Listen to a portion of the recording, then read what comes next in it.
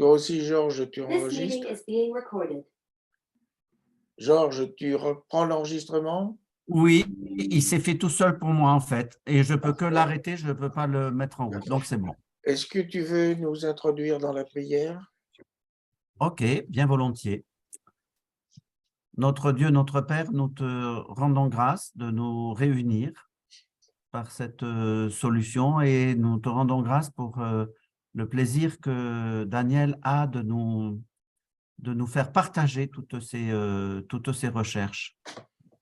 Nous te prions pour qu'à chaque fois, nous puissions recevoir des choses qui nous font grandir dans une meilleure connaissance de la Bible et de plein d'autres choses. Nous te rendons grâce et nous te demandons de nous garder en toi ce soir encore et tous les jours. Amen.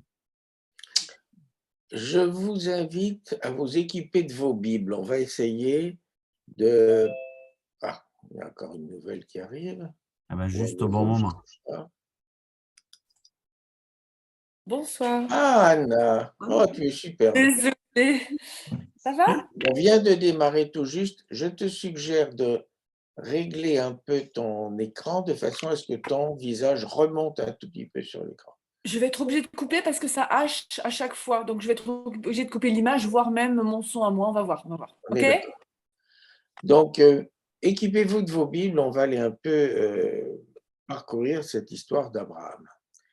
Et on va démarrer par le texte d'origine qui est donc une dizaine de versets de l'Épître aux Galates. Alors, les Galates, ce sont des Celtes, des Gaulois qui se sont installés en Turquie.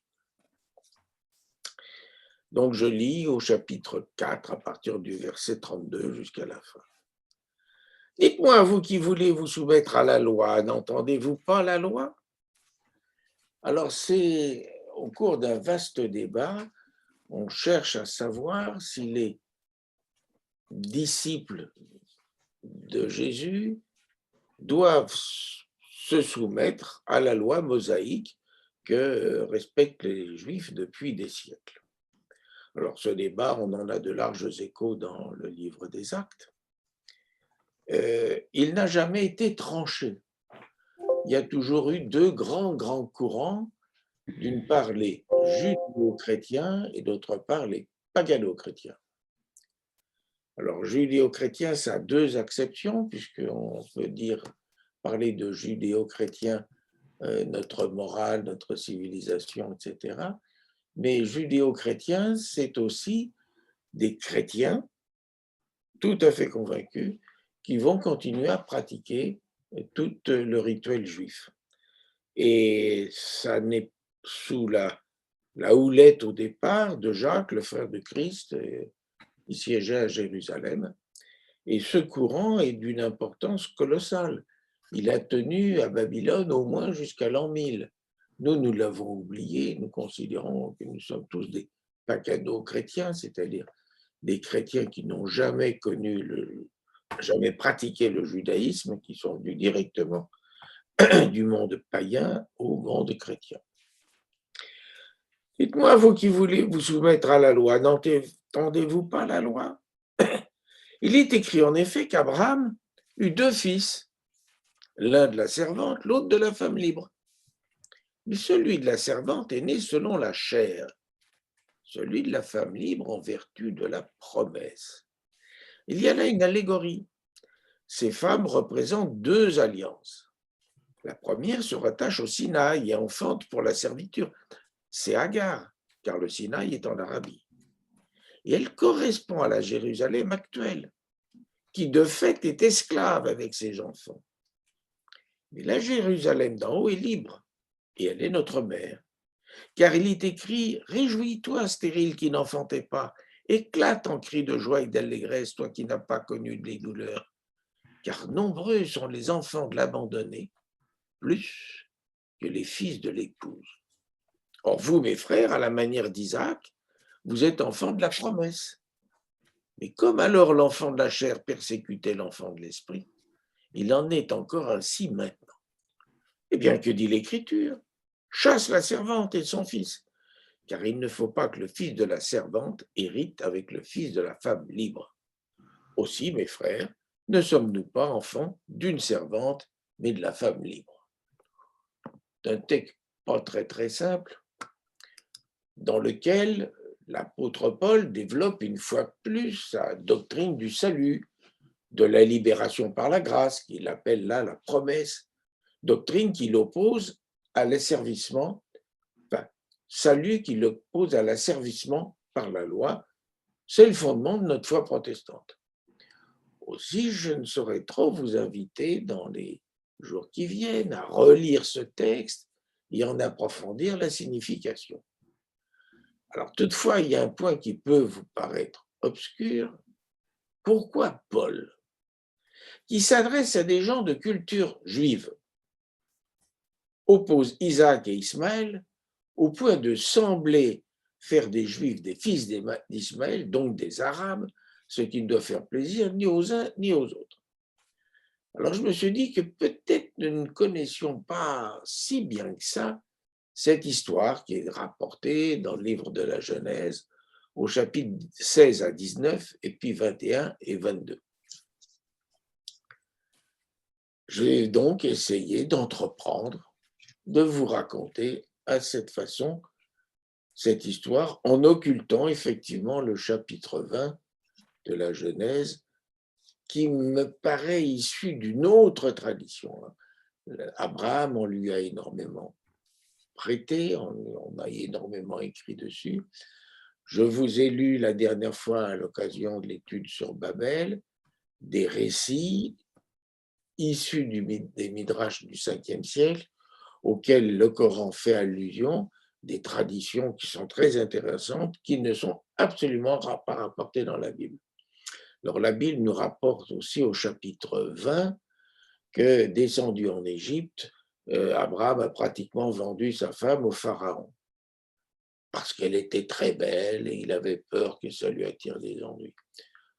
Moi, je veux bien, mais c'est une tradition tout à fait différente parce que tout le récit que je vous raconter est parfaitement homogène. Et si l'on veut admettre l'homogénéité pour le chapitre 20, il faut quand même bien admettre que Sarah, à cette époque-là, avait 70 ans. Alors bon, je veux bien que le pharaon était un pervers, mais enfin, on le réitère l'histoire un peu plus loin avec Abimélec, le prince de Gaza, un Philistin, et les mêmes histoires se répètent encore une fois de plus avec Isaac. Et puis on voit aussi un peu tous les anachronismes dans notre récit. Abraham, il se situe en gros vers 1800 avant Jésus-Christ. Bon. Or, les Philistins, les gens de la mer, se sont installés à Gaza au XIIIe siècle, 500 ans plus tard. Il y a quelque chose qui ne va pas. Mais les auteurs de la Bible ne sont pas des historiens, ils nous racontent des histoires, des mythes. Et je négligerai donc les rapports avec le pharaon et Abimélec. Et dans mon histoire, il y a donc 4 protagonistes, on en a parlé, Abraham, Sarah, Ismaël et Isaac, sans oublier Dieu peut-être. Alors vous avez peut-être remarqué que selon les passages, la façon dont on nomme Dieu change. Il est tantôt appelé Elohim, alors nos traductions reprennent généralement le terme de Dieu tout simplement, tantôt avec le tétragramme hébraïque YHWH. Et nos traditions hésitent entre le Seigneur ou l'Éternel ou Yahvé. Alors les exégètes expliquent que le terme d'Élohim était utilisé dans le royaume du Nord, le royaume d'Israël, alors que le tétragramme était plutôt utilisé dans le royaume du Sud, Juda. Et lorsqu'au 7e siècle, avant Jésus-Christ, à l'époque du roi Josias, alors que le royaume du Nord avait disparu depuis une bonne centaine d'années, lorsqu'il fut procédé à la compilation et à la refonte des différentes traditions orales qui circulaient sur Abraham, les rédacteurs, sans doute originaires des 2 royaumes, ont voulu garder la marque de l'origine de chacun de ces récits. De là, les courants éloïstes qui sont marqués par un grand E, et yavistes par un J, comme Jéhovah, courant qui traverse les 4 premiers livres du Pentateuque. Et puis on peut y rajouter un courant sacerdotal, et surtout pour le 5e, un courant des deutéronomiques. Voilà les explications normales. Mais moi, je vous en propose une autre interprétation, plus théologique, si vous voulez, de cette double désignation. Elohim, c'est le pluriel du mot El ou Al, qui est commun à tout le Proche-Orient pour désigner la divinité en général, et d'où viennent aussi bien les noms de Allah, clément et miséricordieux, que nos pronoms personnels, il ou elle. Elohim, c'est un pluriel. La terminaison IM, c'est un pluriel, mais on ne sait pas très bien si ça désigne une ou plusieurs personnes. On parle alors de pluriel de majesté. Ça désigne la totalité des dieux. Il pourrait se traduire en français avec notre pronom personnel, il, ILS, désignant ainsi l'ensemble des forces naturelles et surnaturelles extérieures à l'être humain, puissance mystérieuse, inquiétante, voire terrifiante, dont dépend cet être humain et qu'il lui faut à tout prix se concilier. On pourrait traduire le premier verset de la Genèse par « Au commencement, ils ont créé les cieux et la terre ». YHWH représente ce que nous appelons la transcendance. Cette entité mystérieuse dont nous concevons obscurément, qu'elle nous dépasse, englobant, et elle est le seul à le faire, sans illimiter la totalité du genre humain, présent, passé et à venir, y compris chacun de nous. Voilà, ça, c'est 2 distinguos très importants. Et toute la tradition judéo-chrétienne s'est cassée les dents à tenter de définir YHWH sans jamais y parvenir. Au buisson ardent, à Moïse, qui explique à Dieu, voilà, si je vais aller vers les fils d'Israël et je leur dirai, le Dieu de vos pères m'a envoyé vers vous. S'ils me disent quel est son nom, que leur dirai-je? Et YHWH répond, je suis celui que je serai. Il refuse de se révéler à Moïse, mais va révéler à Moïse à lui-même en l'appelant à la vie. À chacun, YHWH se révèle différemment et toujours partiellement. Les théologiens ont résolu la question de façon élégante en qualifiant YHWH d'ineffable, c'est-à-dire inexprimable avec des mots. La loi mosaïque prescrit toute tentative de représentation imagée de cet YHWH, que nul ne puisse dire à l'autre, à moi. Dieu s'est pleinement révélé puisque le voilà, représenté dans cette idole, dans cette statue, et puisqu'il ne m'est pleinement révélé qu'à moi et non pas à toi, je te dirai qui il est et tu devras m'obéir. De même, dans la tradition juive, ce tétragramme ne peut être prononcé. Il est alors remplacé par le mot, prononcé par le mot Adonai, que nous traduisons par le Seigneur. Alors en fait, ce n'est pas tout à fait vrai.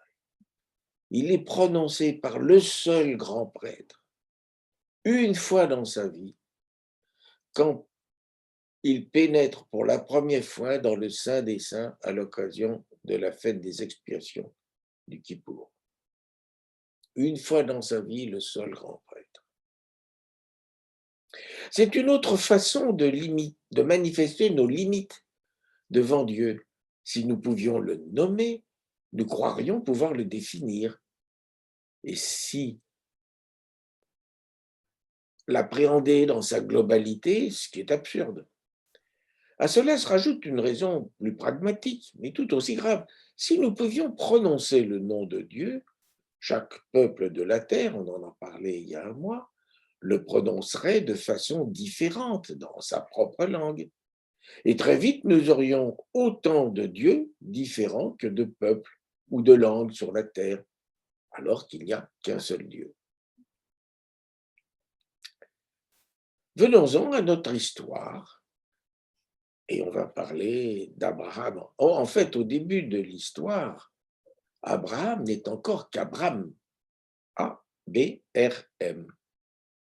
AB, ce sont les deux premières lettres de nos alphabets occidentaux, qu'ils soient phéniciens, hébreux, arabes, grecs, latins ou cyrilliques. Abba, c'est aussi la toute première syllabe articulée par les bébés. Nous l'entendons papa. Abba, c'est donc le père. Comme Abraham est destiné à devenir le père d'une multitude, celui dont seront issus des rois et des nations. Comme tout bon juif, même s'il ne l'est pas encore, Abraham ne demande qu'une chose à Dieu.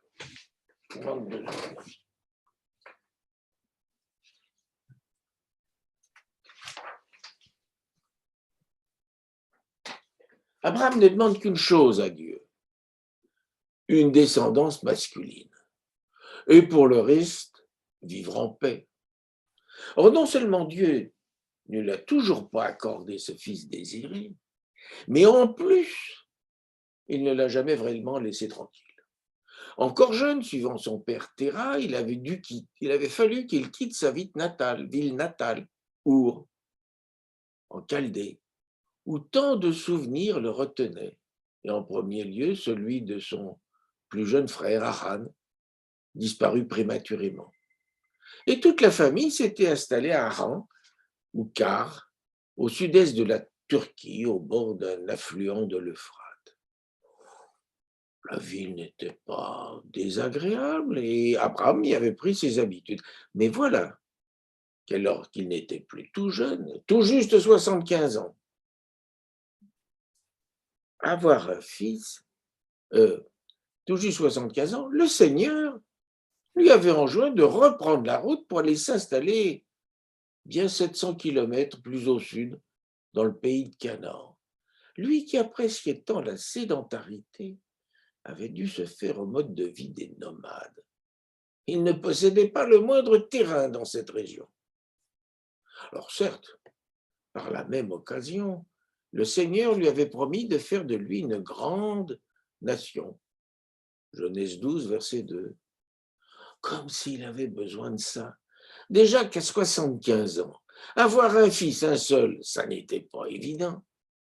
Mais maintenant, ça faisait maintenant, au moment où commence notre récit, ça fait 10 ans qu'il va, lui et les siens, de lieu en lieu, parcourant tout le pays de Canaan, poussant même jusqu'en Égypte, lorsque le pays ne parvient plus à le nourrir. Le Seigneur l'a comblé de richesses. Il y a toute chance que son héritier soit Eliezer de Damas, un de ses serviteurs, dont le nom signifie Dieu et secours. C'est une vraie ironie.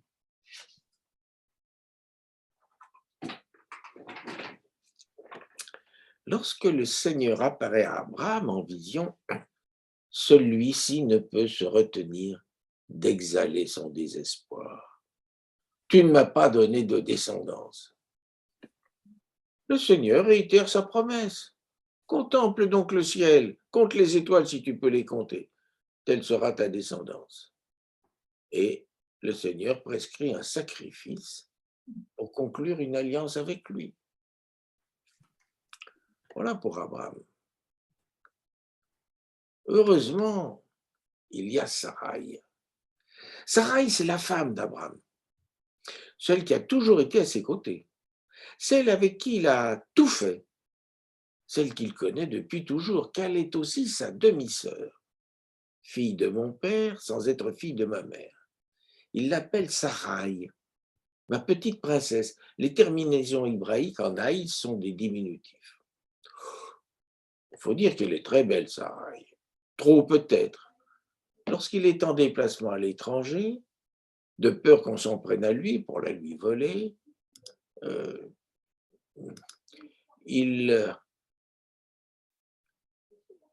Abraham se fait passer pour son frère, omettant de dire qu'elle est aussi son épouse. les conséquences ne sont pas toujours heureuses pour ceux qui se sont laissés prendre. Il faut tout de même pas croire que tout soit toujours facile avec Sarah. Elle a un fichu caractère. Mais le vrai problème, c'est qu'elle ne peut pas avoir d'enfant. Elle est stérile. À 85 ans passés, Abraham n'a toujours pas d'enfant et ne semble pas prêt d'en avoir. Oh, bien sûr, il aurait pu. Il aurait dû, sans doute, la répudier depuis longtemps. Ou alors prendre une ou deux concubines, mais Sarai, c'est Sarai, et le cœur a ses raisons. Alors Sarai a une bonne idée, une idée vraiment bonne. Elle connaît l'amertume qui ronge son mari, et si le Seigneur l'a empêché d'enfanter, ça doit être aussi un peu de sa faute à elle, Sarai. Peut-être parce qu'elle est la demi-sœur d'Abraham. Alors elle fait ce qu'il faut. Elle donne sa servante égyptienne Agar comme femme à son mari Abraham, et celui-ci va vers Agar qui devient enceinte. Aucun doute, l'enfant, garçon ou fille, qui va naître de Agar sera bien celui d'Abraham. Non, voilà. Abraham n'est pas vraiment correct avec sa maîtresse.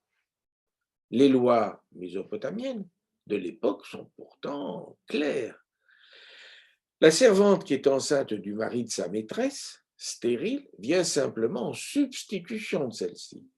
Et cela ne lui permet pas de s'en prévaloir vis-à-vis d'elle. Chacune reste à sa place. Son statut n'est pas tout à fait celui d'une mère porteuse, puisque l'enfant à naître sera bien le sien et non celui de sa maîtresse. Mais elle n'a agi que par délégation de celle-ci. Ceci étant, l'enfant, pour peu qu'il soit élevé et demeure au foyer paternel, et qu'il soit un garçon, aura droit à sa part dans l'héritage de son père. Léa et Rachel, les épouses de Jacob, jalouses l'une de l'autre et craignant de ne pas ou de ne plus avoir d'enfants, agiront de même, mettant leurs servantes respectives, Bilha et Zilpa, dans le lit de leur mari.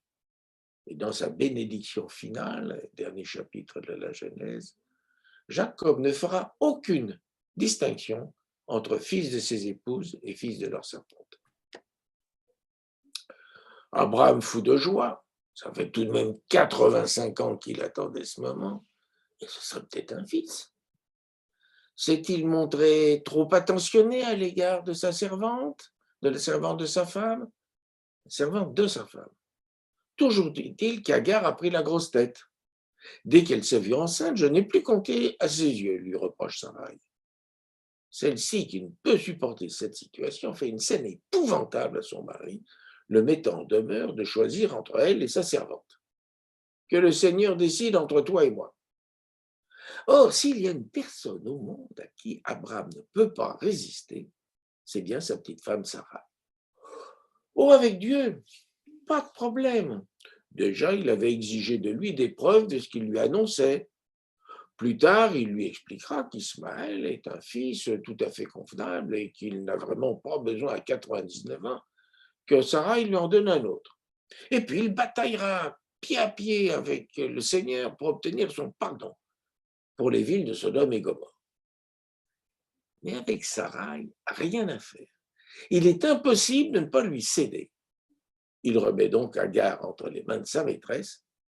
Voici ta servante en ton pouvoir, fais-lui ce qui est bon à tes yeux. Et Sarai lui fait passer un mauvais moment. Elle la maltraite.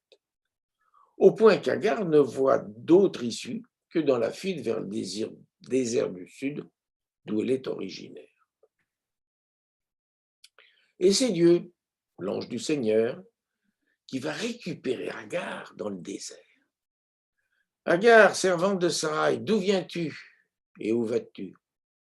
Je fuis devant Sarai, ma maîtresse, lui répond Agar.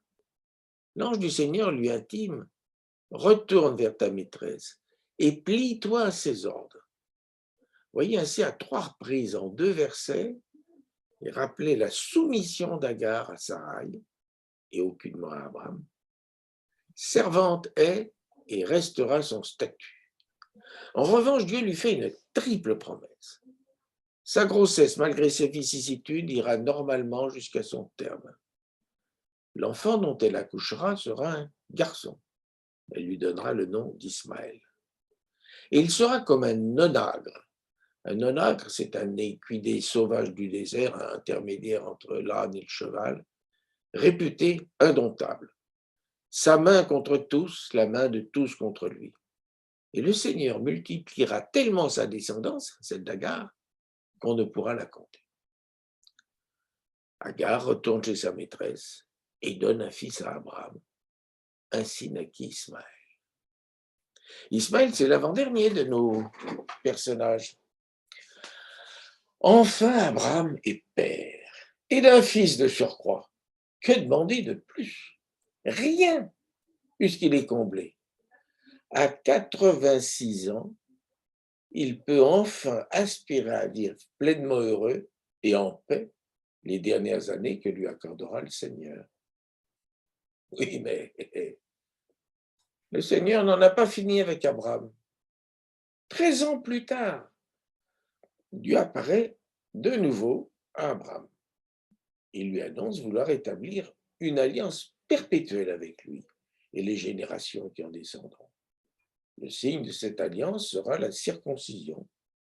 Tous les mâles de sa maison, aussi bien de sa descendance que de ses esclaves, devront désormais être circoncis à l'âge de 8 jours.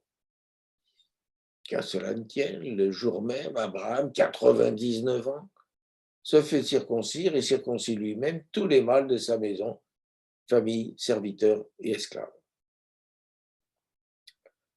En dehors d'Abraham lui-même, un seul personnage est nommément désigné 3 fois en 5 versets, Ismaël, 13 ans, dont il est rappelé 2 fois qu'il est son fils. En procédant ainsi à la circoncision de son fils Ismaël, Abraham non seulement veut le faire entrer dans l'alliance conclue avec le Seigneur, mais surtout il accomplit pour lui la promesse reçue de Dieu lui-même: celui qui sortira de tes entrailles héritera de toi. Compte les étoiles si tu peux, telle sera ta descendance. Nous en arrivons à Isaac. En agissant ainsi, Abraham espère bien un peu forcer la main de Dieu. Bien sûr, il ne peut oublier la fin de la conversation avec lui et ce qui lui avait été dit après avoir parlé d'alliance, de circoncision. Enfin, ça ne lui plaisait pas vraiment, et puis, alors, c'était totalement irréaliste. Dieu lui avait d'abord dit d'inclure un H dans son nom. Désormais, Abraham, comme dans celui de Sarai, désormais Sarah. Cette lettre H, que l'on retrouve 2 fois dans le tétragramme sacré YHWH, exprime le souffle, l'esprit qui souffle où il veut, mais aussi la puissance créatrice de Dieu et enfin le sexe par lequel se transmet la vie.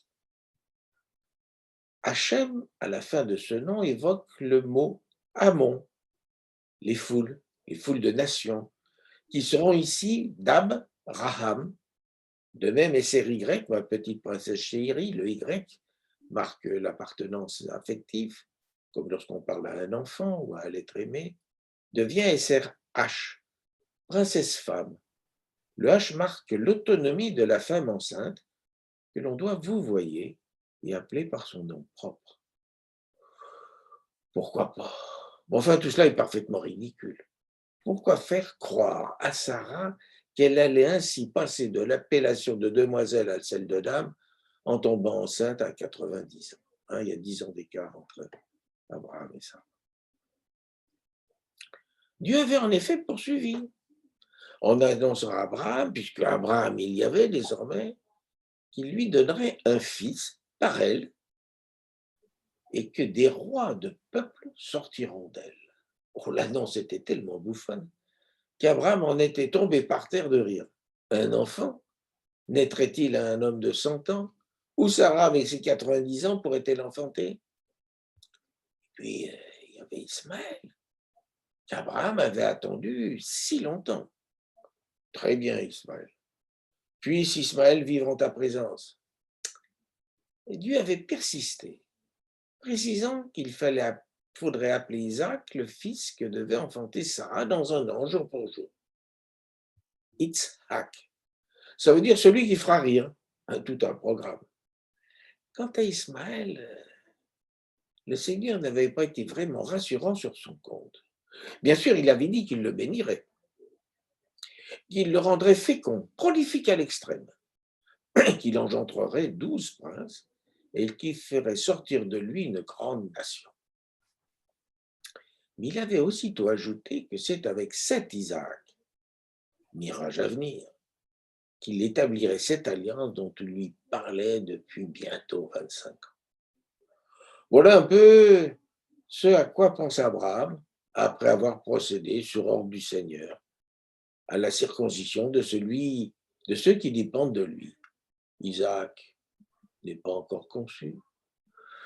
Puis peut-être le Seigneur aura pitié de lui, l'oubliera et le laissera en paix. Mais le Seigneur n'a aucune envie de renoncer à son projet.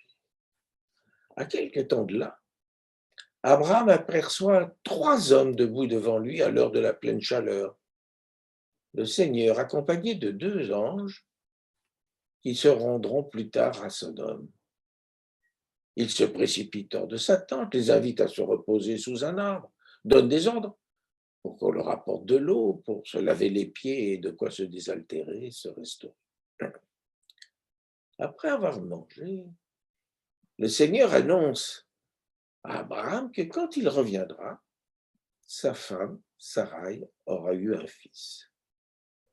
Dans la tente, Sarai, qui entend cette annonce pour la première fois, elle aussi se met à rire dans son fort intérieur, tellement ce qu'elle vient d'entendre est incompatible avec son état physiologique et avec celui d'Abraham. Le Seigneur en paraît fort vexé. Pourquoi ce rire de Sarah? Y a-t-il une chose trop prodigieuse pour le Seigneur? Et il confirme qu'à la date où il reviendra, au temps du renouveau, Sarah aura eu un fils. Inquiète de la tournure des événements, Sarah tente de se disculper et nie avoir ri. Non, le Seigneur n'a oublié ni sa promesse, ni les instruments de celle-ci, Abraham et Sarah. De fait, 2 chapitres plus loin, il nous est rapporté que le Seigneur intervint en faveur de Sarah, comme il l'avait dit. Il agit avec elle selon sa parole. Elle devint enceinte et donna un fils à Abraham en sa vieillesse, à la date que Dieu lui avait dite. Et suivant les instructions divines, Abraham appela Isaac, le fils qui lui était né, celui que Sarah lui avait enfanté. Il circoncit son fils à l'âge de 8 jours. Son incrédulité vaincue par l'événement, Sarah s'écria, « Dieu m'a donné sujet de rire. Quiconque l'apprendra rira à mon sujet. » Alors je cite le texte abondamment, je vous invite après à relire en vous reportant à chacune des références textuelles.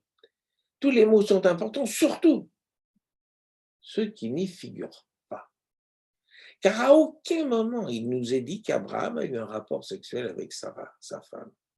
Contrairement à ce qui nous a été expliqué pour Agar. Abraham alla vers Agar qui devint enceinte. Bien au contraire, au cas présent, son impossibilité nous est soigneusement expliquée. Abraham et Sarah étaient vieux et avancés en âge, et Sarah avait cessé d'avoir ce qu'ont les femmes. Sarah se mit à rire en elle-même et dit, « Tout usé comme je suis, pourrais-je encore vous jouir? Et mon maître est si vieux. » On ne peut pas être plus précis, voire plus cru. Isaac est enfant de la promesse et non résultat d'un processus physiologique habituel. Sa naissance miraculeuse préfigure bien celle du Christ. Et d'autres événements l'attendent qui ne feront qu'accentuer la ressemblance.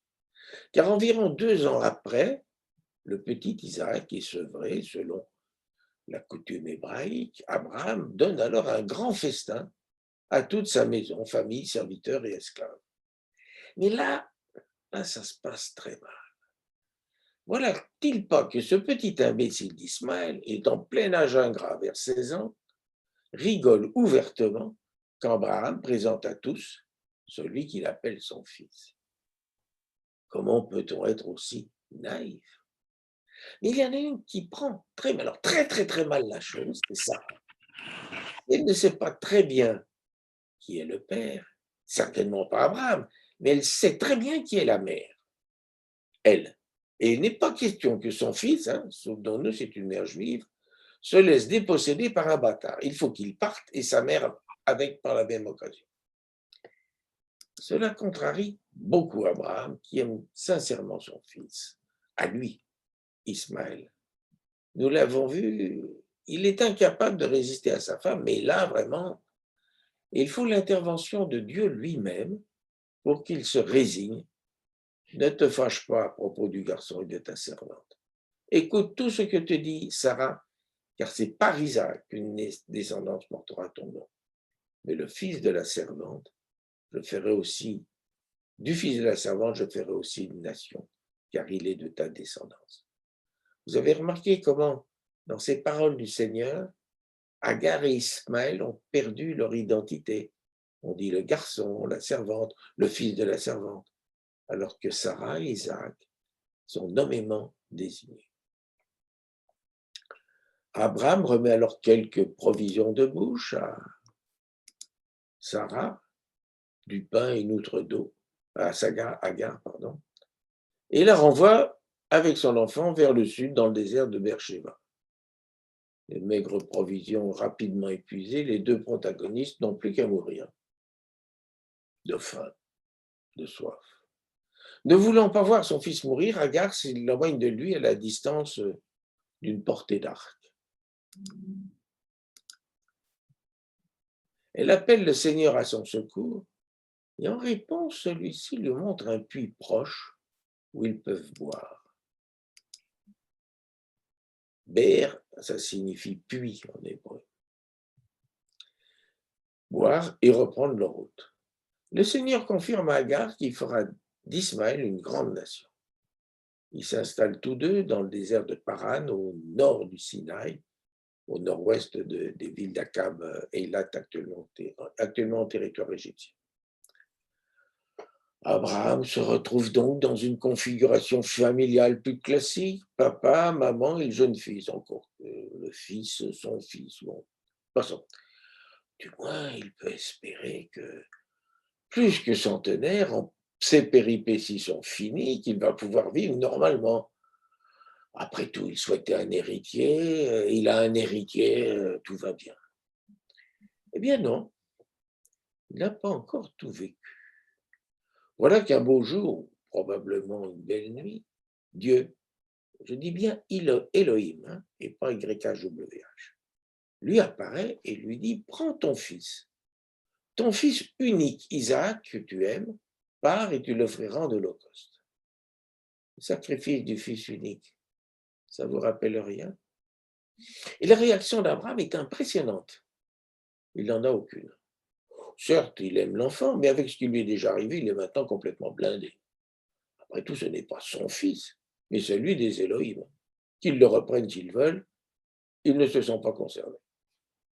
Dès le lendemain matin, il rassemble le nécessaire pour une semaine de route et part avec Isaac pour le lieu que Dieu lui a indiqué. Le troisième jour, apercevant l'endroit, il dit aux deux serviteurs qui accompagnent d'attendre là, et il poursuivit avec l'enfant chargé des bûches pour l'holocauste. À ce moment va enfin se produire la rencontre entre Abraham et Isaac. Chemin faisant, pour la toute première fois, Isaac s'adresse à Abraham, mon père, Abi, et celui-ci lui répond, mon fils, béni. Ils se sont ainsi reconnus mutuellement, en dehors de tout lien biologique. Et lorsqu'Abraham lève son couteau sur Isaac, il se souvient avoir, avec le même couteau, circoncis le fils de Sarah et l'avoir reconnu devant tous comme son fils. Intervient alors l'ange d'YHWH, je dis bien YHWH et non Elohim, qui lui crie de ne pas étendre la main, car maintenant je sais que tu crains les Elohim, toi qui n'as pas épargné ton fils unique. Et ce récit entre autres portées, nous enseigne la différence entre la maternité et la paternité. Alors que la maternité est évidente, biologique et innée, la paternité est avant tout sociale et acquise. Fut-elle royale, elle est établie à coup de registre et se fonde dans le secret de la conscience. Elle n'a rien à voir avec la biologie. C'est ce que reconnaissait notre droit traditionnel en énonçant la règle pater est quod nuptiae demonstrant, le père, c'est celui qui vit avec la mère. L'important n'est pas tant de faire un enfant que de le reconnaître devant témoin ou par un acte certifié. Et c'est là que l'on peut reparler d'alliance. L'ange de YHWH poursuit « Je m'engage à te bénir ». En quoi la première intention d'Abraham de sacrifier son fils aux Élohim est-elle source de bénédiction? Une alliance à deux partenaires. À qui un père déclare-t-il un fils? Un fonctionnaire de l'état civil? Ou bien un pays, une nation, un État? Un État assure protection à ses citoyens, mais leur demande en retour de respecter ses lois, de payer les impôts et, aussi rarement que possible, d'être prêt à mourir pour la patrie.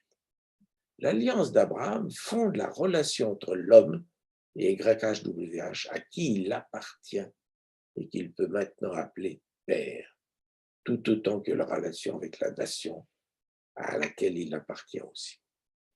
Voilà, j'ai simplement voulu brièvement brosser cette histoire, vous rappeler quelques éléments factuels pour, une fois que nous aurons fermé l'écran, vous puissiez vous replonger dans ce texte des Galates, de ce passage de l'Épître, qui nous a servi d'introduction et où Paul oppose la filiation selon la chair et la filiation selon la promesse.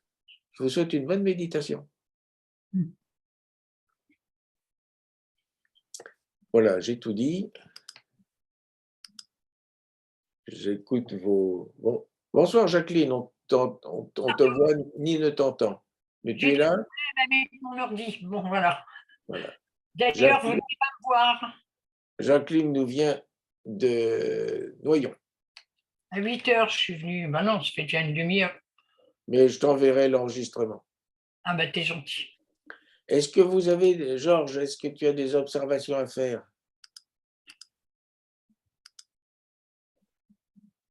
Non. Je crois qu'il a disparu.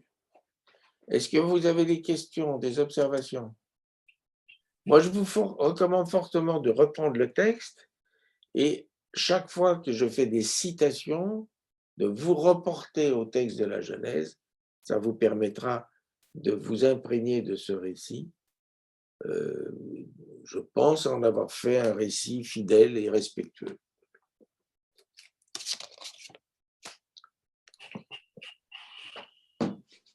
Si vous ne voulez rien, on va arrêter là.